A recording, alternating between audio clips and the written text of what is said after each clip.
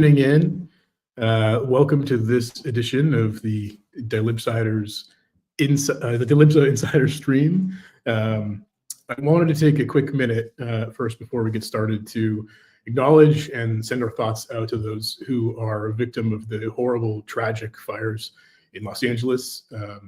Our thoughts are with you. We've put up a link here in the chat to an option for you to consider donating to help relieve some of the victims and some of the firefighters who are working around the clock to help fix the situation and see that the fires are all put out. So our thoughts are with you all. Our thoughts are with the firefighters on the ground.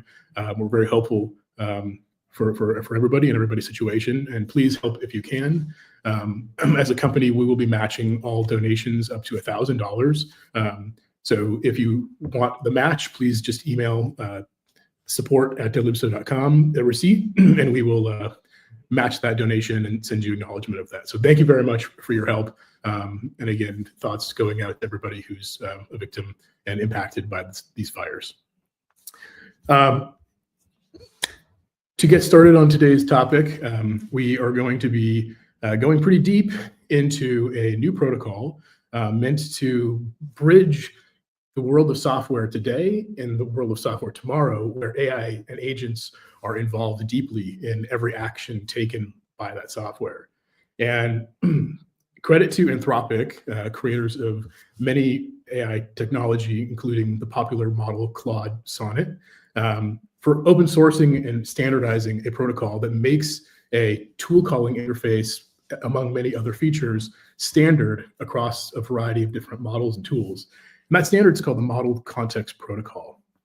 And we'll be talking a little bit about what the Model Context Protocol, referred to as MCP, is, just at a high level. And then I want to introduce our other team members here today, along with myself. I'm Steve, the co-founders and CEO of Dylibso.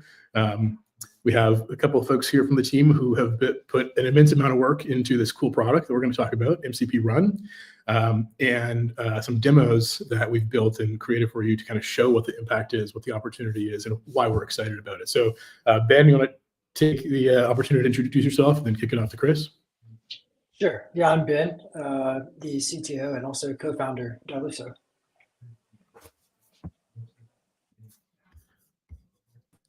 Chris was muted, unfortunately. Sorry about that. Principal engineer at Dylibso. Pleased to meet you all. Excellent. Well, let's dive right in. I've got some slides prepared just to kind of give a level setting and overview of what we'll be talking about today. And then we can kind of jump right into some demos and show off some cool stuff. I'm going to share my screen here.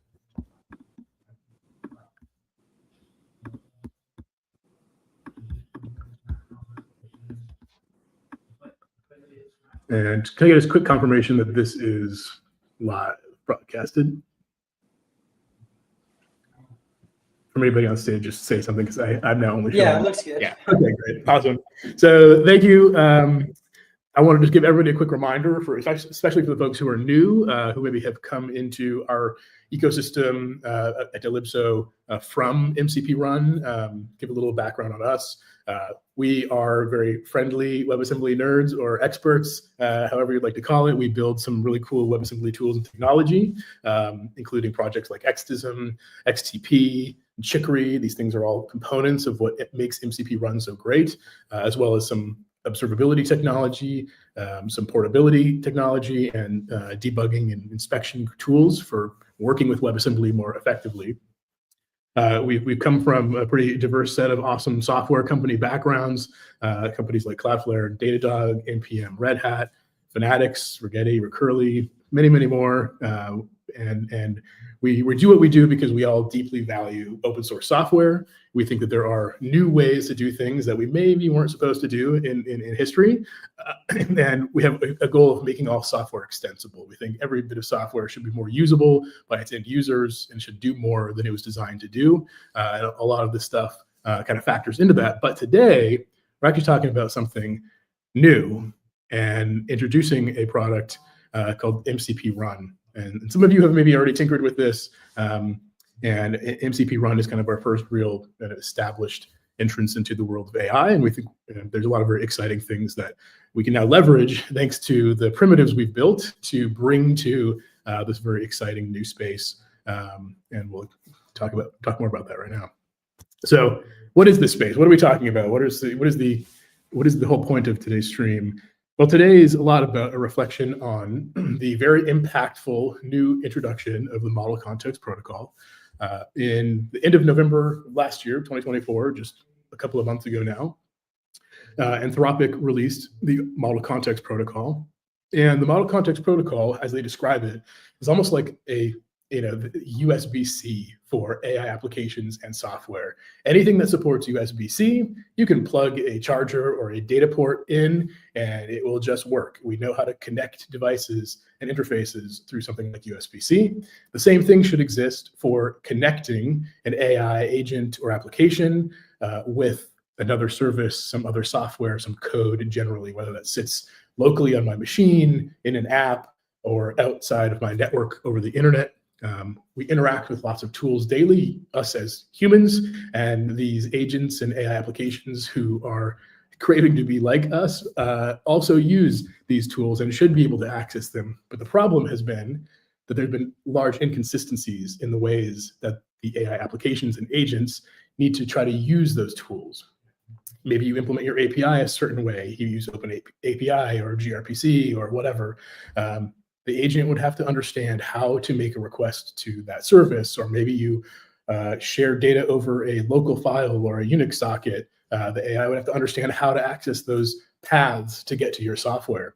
And then bidirectionally, you'd have to be able to understand how to consume the data from an agent in terms of like function call arguments. So the inconsistencies across the agents and AIs and the tools themselves has just been too high for too long. And now, thanks to the Model Context Protocol, we've established a standard that helps coordinate intelligently between the AI agents that want to use the tools and the tools themselves, and how do they interoperate.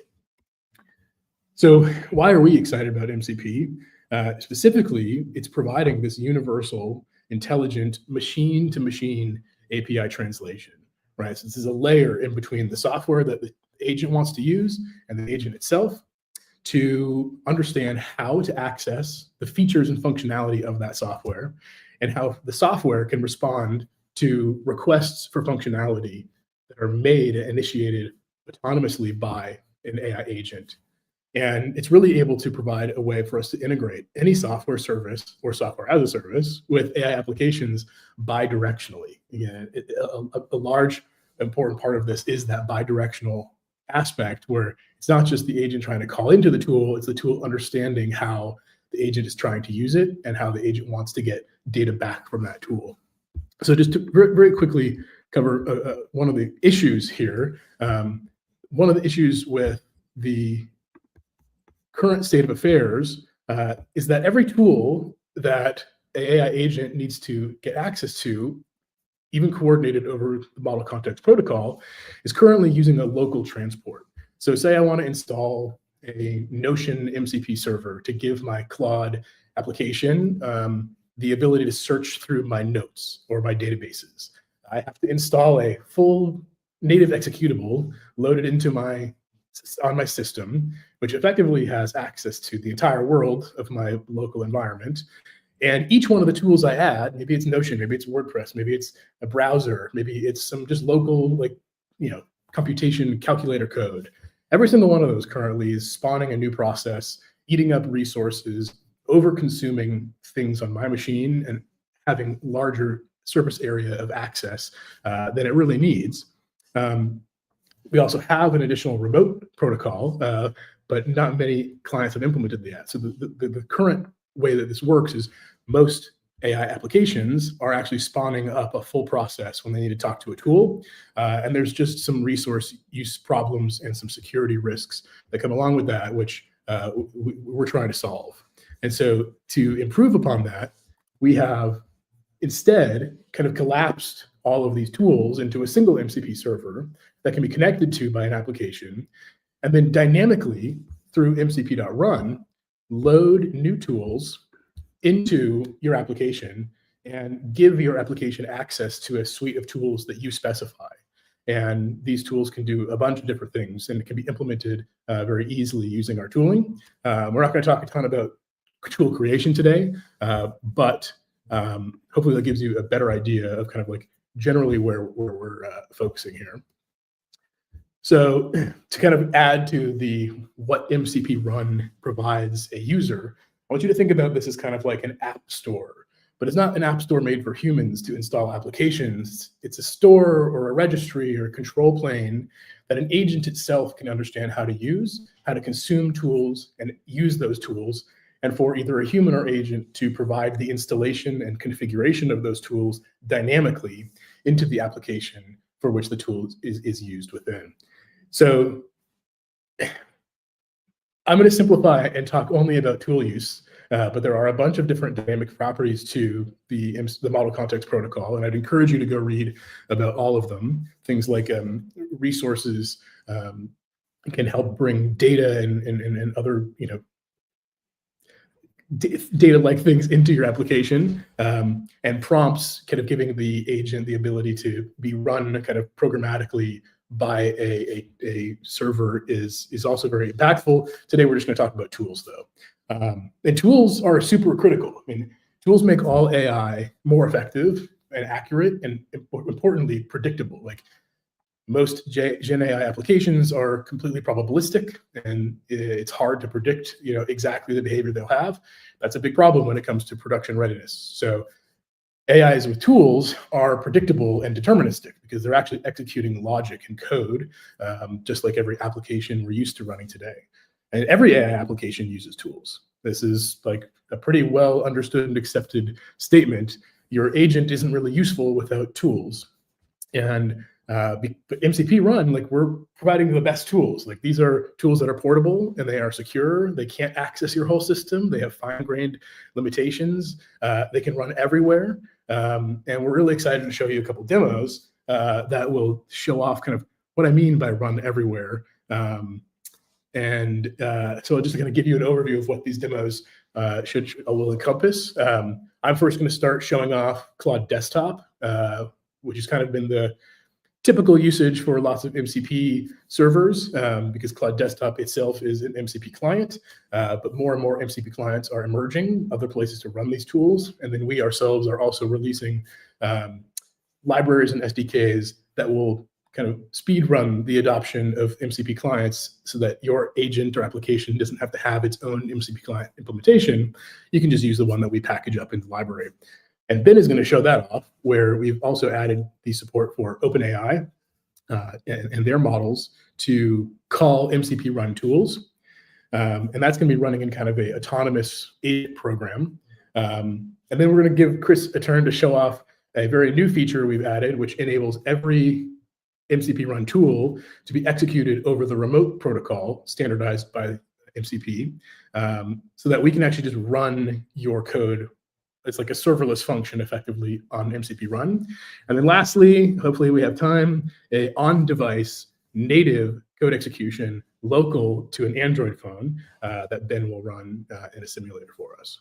So let's jump in.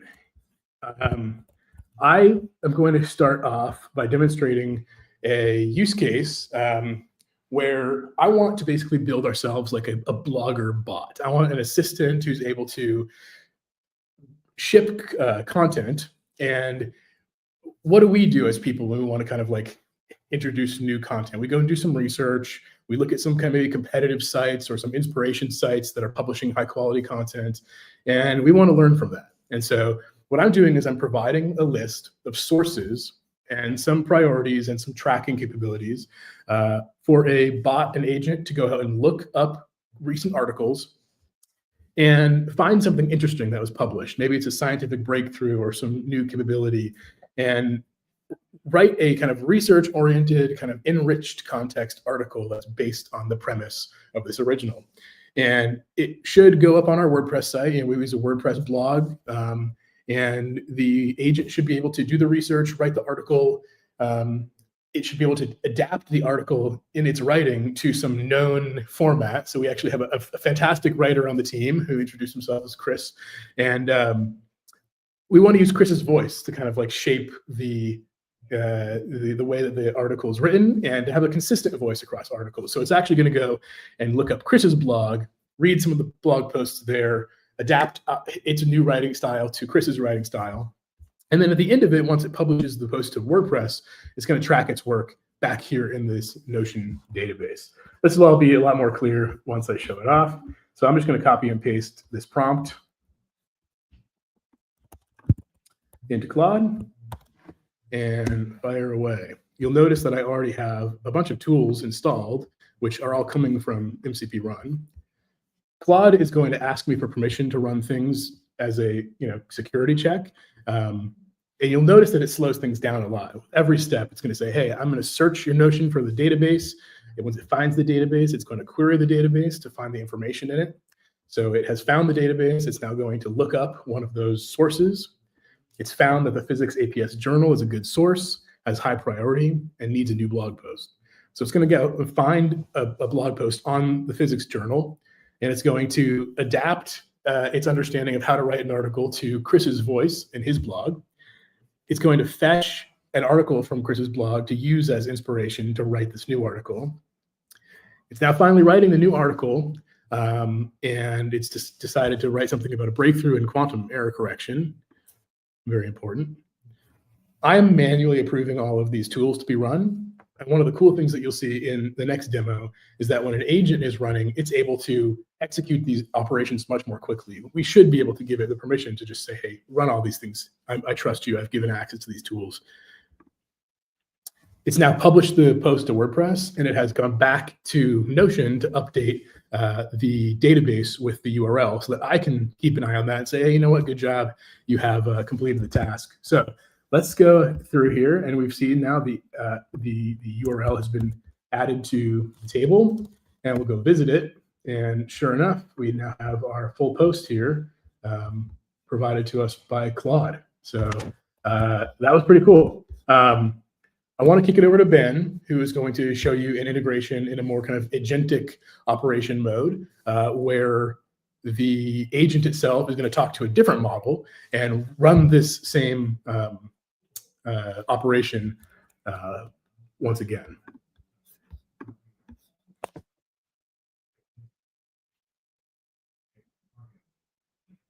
We'll just wait for Ben to join. Can you guys hear me okay? Can you see my screen? Coming through loud and clear, and the screen is live. Okay, great. Yeah, stop me if the screen's not working. Yeah, so as Steve was talking about earlier, portability of tools is really important to us. And that's like kind of just one dimension of portability that we've achieved. So what he had shown was, we have all our MCP servers that they all used to be in their own little process and all separate.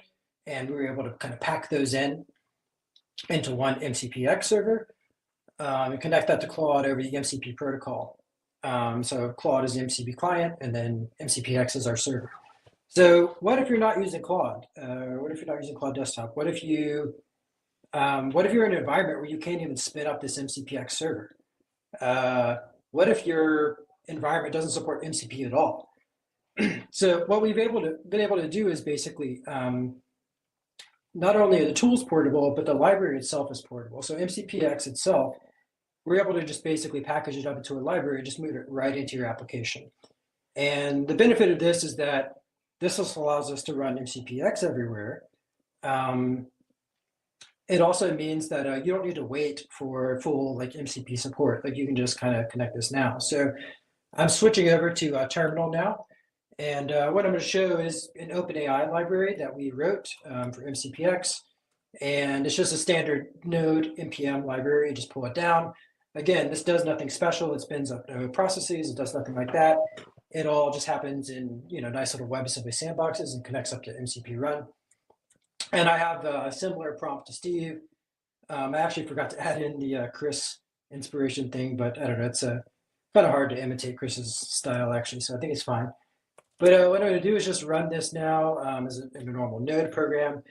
So I'm logged in as Steve, and you should see it's going to go through probably a pretty similar, but maybe slightly different process because it's a different model.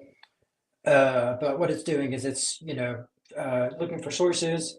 It seems to really want to read the physics source because that's a high priority. and it seems like it found an article. So now it's probably reading it and formulating an article. And yeah, so now it's creating a WordPress site, and look, it published it. So that just shows how the mcpx itself is also portable, and it could just be packaged up to a library, shipped right into your AI application. It could run in the browser, on a server, or as we'll see later, even on a phone. But yeah, that's it.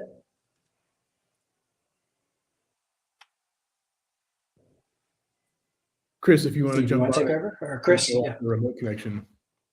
Let me share my screen here. Okay. Okay. So yeah, thanks, Steve. Thanks, Ben. So you should be seeing my content inspiration sources Notion database here. So we've seen mcpx run servlets for different hosts in a single process, and now I'd like to show you mcpx running servlets in different locations. So a bit about that. MCP is a layered protocol, so it's implemented in terms of JSON RPC running over a transport. By far the most popular transport these days is standard I/O, where the host application spins up an MCP server and then talks to it over like input and output. But there's been a lot of interest in hosting MCP servers remotely, and in particular using a transport powered by HTTP server send events. This is part of the standard package of Model Context Protocol's TypeScript SDK. So I'm excited to give you a preview of this transport working on mcp.run via mcpx today. So this is my mcp.run profile. As you can see, I have far fewer tools installed than Steve. I just have Wolfram Alpha and Fetch.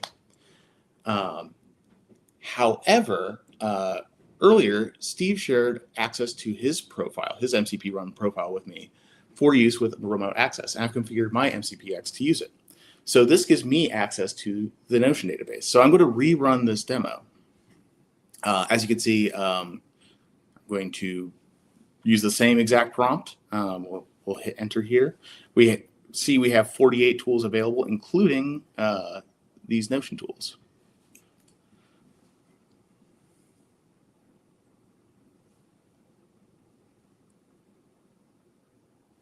Sometimes Claude needs a little prompting.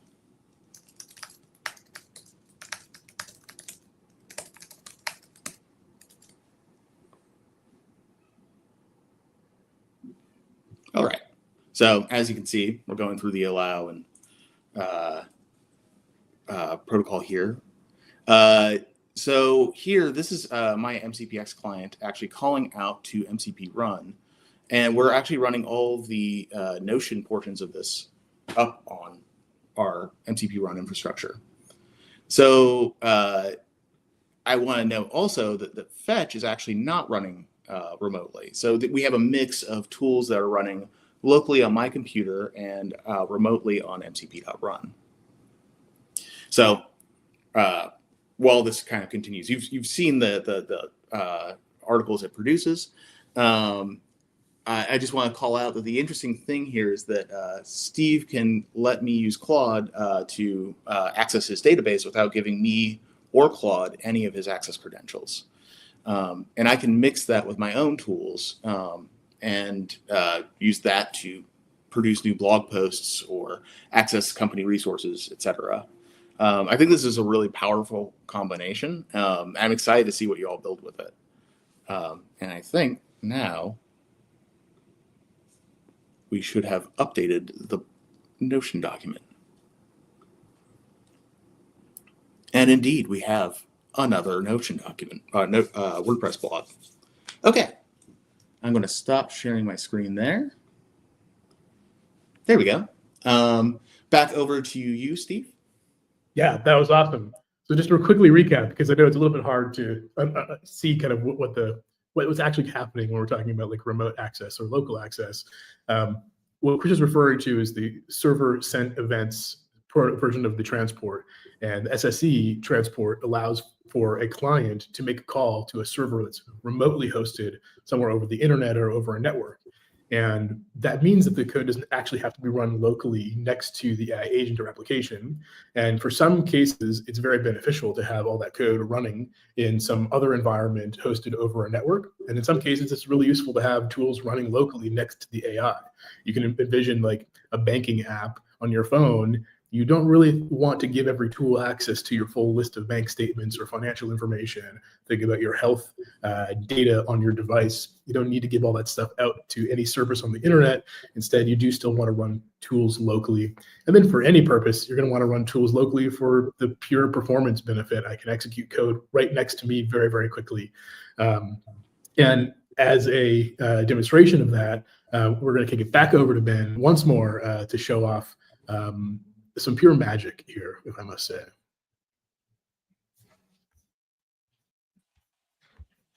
Thank you. You guys can see my Android studio here and hear me.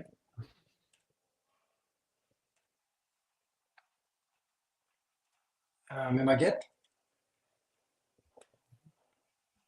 Yep, you're good, Ben. Okay, good. Yeah, so yeah, thank you for allowing me to do the one more thing. I should have worn my black turtleneck today, but I'm honored to present this teaser of something we're releasing tomorrow.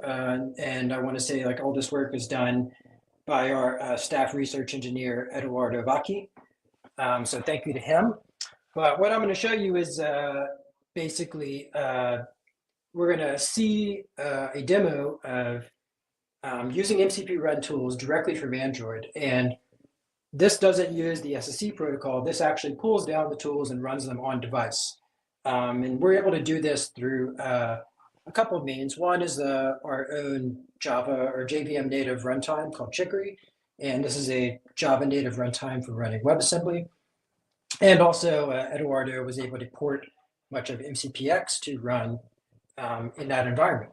So what this is he's kind of just hard-coded a prompt here, and this uses Gemini, so it's a fully multimodal demo. And what he's saying is, I would like to visit the place in the first picture and then see the painting in the second picture. And then he asks for kind of directions and some kind of tips on the trip. So what it should be able to do is sort of identify that's the Eiffel Tower, and then basically use a few tools to create a little itinerary. So you can see it's not really visual right now, so we just see in the logs that it's talking to search, and it's asking some questions from Google Maps and probably fetching some content. And it should be putting together a little itinerary now and directions.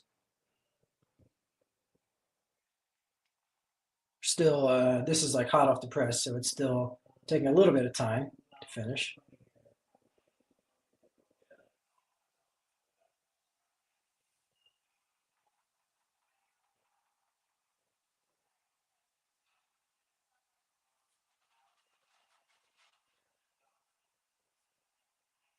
Okay, we seem to be stuck.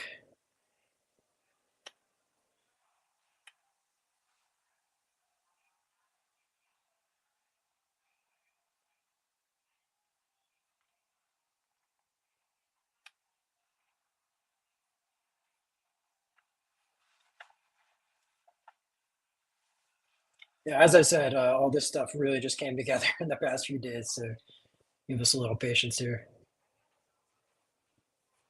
So it's, yeah, invoking maps, it's doing searches.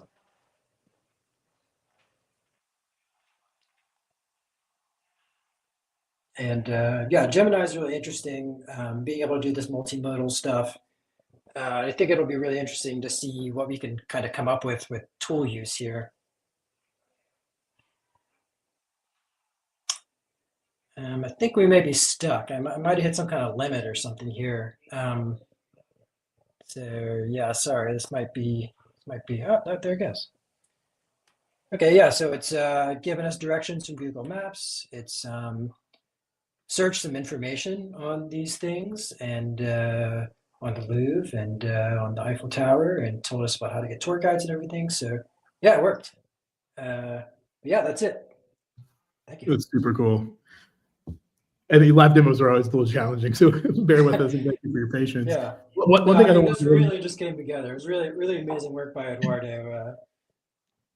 seriously, I don't know of any other demonstration of running tools locally on device. The power of our own Java runtime, Chicory, enables this, and there's just so much more to it that is just awesome. So great work all around. I wanted to draw attention to something though, which is really unique about mcp.run and the fact that we're using WebAssembly to deploy the server, the servlet code that runs inside the MCP connection. And that is the ability to like constrain it to resource access that you may otherwise not have the ability to limit what domain names that web search can make, what file paths on disk the code can access, or what like access to secrets or configuration values. So all of this stuff is configurable and completely locked down and limited by default inside the mcp.run servlet. When you install it, you have to give it and grant it these permissions that are requested by the servlet publisher. So if the thing needs to talk to Notion's API, it's going to need access to the notion.com domain. If it needs to make a web request to Google Maps, it's going to need to have permission to access the Google Maps API endpoints. And that is just kind of an out-of-the-box feature that we get because we've built these things targeting WebAssembly, which by default has an incredible security posture for deny by default resource access requests, and you need to give it permission to do the things that it wants to carry out. So that was awesome. Thank you so much for the demos. We're really excited about this. We have a couple of comments that I want to quickly acknowledge and try to answer. We have a question from Soren on the chat. Thank you for the question, Soren. Good to see you. You mentioned it being worthwhile to talk briefly about like the prompts and kind of the registered servers that are involved in the prompts. And that's a great point. There's a lot to cover here, so sorry it was glossed over a little bit. Let me start with the profile that I'm using and show you what's installed.